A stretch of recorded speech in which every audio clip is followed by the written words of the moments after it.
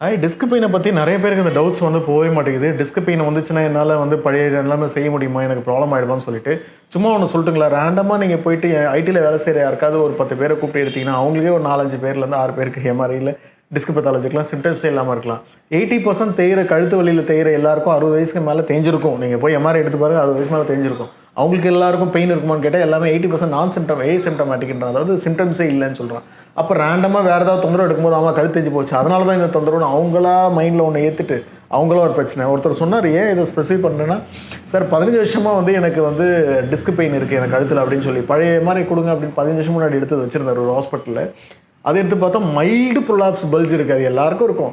அத ஒரு 15 வருஷமா வந்து கழுத்துல ப்ராப்ளம் இருக்கோ இல்லையோ, அவர் மண்டையில ஏத்தி வச்சிருக்காரு. எனக்கு வந்து டிஸ்க் பெத்தாலஜி ஆயிடுச்சுன்னு சொல்லிட்டு. நீங்க வந்து டிஸ்க் பெத்தாலஜி வந்து ப்ரொட்ரூஷனா, பல்ஜா, ப்ரொட்ரூஷனா, ப்ரொலாப்ஸா, எக்ஸ்ட்ரூஷனா, செக்கோஸ்டேஷனா பாருங்க. பல்ஜா இருந்தா ரெஸ்ட் எடுத்தாலே சரியா போயிடும். ப்ரொட்ரூஷனா இருந்ததுன்னா, நீங்க மேபி பிசியோ எடுக்கலாம் தேவைப்படலாம். ஆயில் மசாஜ், ஆயுர்வேதிக்ல நல்லா ஹெல்ப் பண்ணும். ப்ரொட்ரூஷன் இருந்ததுனா மேபி நீங்க இது டீகம்ப்ரஷன் தேவைப்படும். இங்க ரொம்ப அட்வான்ஸ்டு டீகம்ப்ரஷன் இருக்கு. அது ரிசர்ச் பண்ணி உள்ள போயிடும்னு சொல்றாங்க. இன்னும் 91% ப்ரூவ் பண்ணியிருக்காங்க. அது டீகம்ப்ரஷன் போட்டுட்டீங்கன்னா, அழகா சரியாயிடும். அதுவும் நர்வ் சிம்ப்டம்ஸா இருக்கான்னு சொல்லுவோம். ஒருவேளை பிசியோ பண்ணி சரியாகலன்னா, இதுக்கு 100% சரியாக சான்ஸ் இருக்கு. ஸோ அது ஒரு தடவ பார்க்கணும். நான் என்ன கேஸ், எவ்வளோ நாள் இருக்கு, டிஸ்க் பிளாக் மாரி ஆயிருக்கா, டீஹைட்ரேஷன் போயிருக்கா, மல்டிபிள் லெவல் டிஸ்க் இருக்கா, நர்வ் ரேடியேட்டிங் எந்த அளவுக்கு இருக்கு, பாடியோட வெயிட் எப்படி இருக்கு, லைஃப் ஸ்டைல் என்ன, இத பொறுத்து ஒருத்தருக்கும் மாறும். அத பொறுத்து இல்ல சார் எக்ஸர்சைஸே பண்ணலாம்னு சொன்னா, ஸ்பைனல் லம்பார் டீகம்ப்ரஷன் எக்ஸர்சைஸ் இருக்கு. கூகுள்ல பாருங்க. வீட்லயே பண்றதா இருந்தா சிபிடின்னு ஒண்ணு இருக்கு. Continuous belly traction. அதாவது ஆர்த்தோபெடிஷியனோட ஹெல்ப்போட வீட்லயே நீங்க பெட்ல போட்டு நீங்க வெயிட் கட்டி தொங்க விட்டு நீங்க நல்ல ட்ராக்ஷன் நல்லா ஹெல்ப் பண்ணும். கழுத்துக்கும் அந்த மாரி இருக்கு. அது இன்ஜுரி ஆயிருக்கா, போஸ்ட் இன்ஜுரி எஃபெக்ட் இருக்கான்னு பார்க்கணும். எண்ட் பிளேட் டீஜெனரேஷனா, தேய்மானமான்னு. ஒரு வேளை எக்ஸ்ட்ரூஷன் போச்சு, கால் மரத்து போச்சு, கால் சிம்ப்டம்ஸ் இல்ல, கால் நர்வ் அழுத்துது, கால் தூக்கி வைக்க வரல, கால் வீக்னஸ் போகுது. இப்போ சப்போஸ் இந்த நர்வ் ரூட் வந்து இந்த கட்டை விரல் மேல தூக்குனா தெரிஞ்சிடும். L4 ஓடது, L5 ஓடது அப்படின்னு தனித்தனியா இருக்கு. ஸோ அதுக்கு அவங்களால அந்த வீக்னஸ் தெரியுதுன்னு சொன்னீங்கன்னா, மேபி நீங்க உங்களுக்கு சர்ஜரி தேவைப்படலாம். போஸ்ட் சர்ஜரியோட ரீஹாபிலிட்டேஷன் ரொம்ப முக்கியம். நம்ம எக்ஸசைஸ் சர்ஜரி முடிச்சிட்டோம், கம்ப்ளீட்டா சரியாச்சுன்னு சொல்லாதீங்க.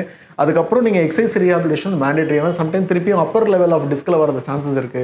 திருப்பியும் ஒரு வேளை சர்ஜரியோட காம்ப்ளிகேஷனால வர சில ஒரு ஒரு சிம்ப்டம்ஸ் இருக்கலாம். நர்வ் பட்டுச்சு, அதுக்கப்புறம் மரத்து போச்சு காலு அப்படின்னு சொல்லி இருக்கலாம். ஸோ ரீசெண்டா ஒரு கேஸ் சுகுணான்னு பேர் சொல்லிட்டேன் பரவாயில்ல. சரி சுகுணான்னு ஒரு கேஸ்.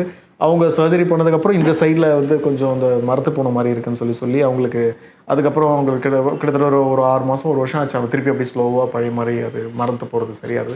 ஸோ ஒருத்தருக்கும் மாறும் காம்ப்ளிகேஷன் இருந்தது. அது வந்து டிஸ்க்கு வந்து நீங்கள் அசஸ் பண்ணுங்கள் ஃபஸ்ட்டு. அதாவது என்ன லெவல் இதில் பல்ஜா ப்ரொலாப்ஸான அதில் எம்ஆர்ஐயில் கொடுத்துருப்பான். ஏபி டயமீட்டர் பாருங்கள். மோர் தென் 3 mm 2 mm கீழே வந்துச்சு, 4 mm கீழே இருக்குன்னா அதுக்கும் நீங்கள் மேபி சர்ஜரி தேவைப்படலாம். அதுவும் ஹைட் அண்ட் வெயிட் ஏஜை பொறுத்து ஒருத்தருக்கு மாறும்.